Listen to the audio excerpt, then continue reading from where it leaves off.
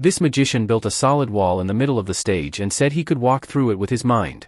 Then his assistant blocked the audience's view, and moments later the man really did walk through the wall. The audience was amazed. They all wanted him to do it again, so he forced himself to perform once more.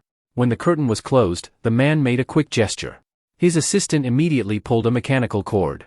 A small hole appeared in the floor, and that was the secret of passing through the wall. Thus, Houdini, the great magician, crawled out in a mysterious fashion.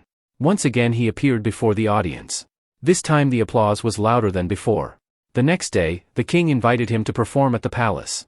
Houdini stepped forward and said he could grant their wishes. He asked people to write their wishes on small slips of paper. Then he collected the papers to make them feel real.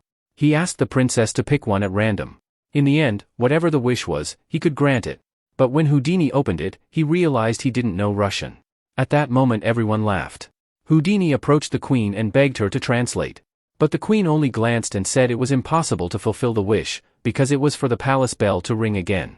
Yet the bell had not rung for centuries. Its rope had rotted and its stairs were gone. But Houdini didn't take it seriously. He pulled out his handkerchief and slipped a white silk scarf inside. A moment later, a rope appeared. Seeing this wonder, everyone applauded. But clearly, he would not stop at a small trick.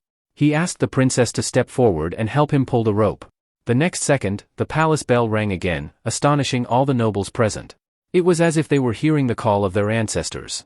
They all knelt down at once. But we all know magic is only an illusion. The reason the bell rang was because the wish slip had been switched when he first collected them. So in the end, no matter which wish was chosen, the one that would come true was ringing the bell.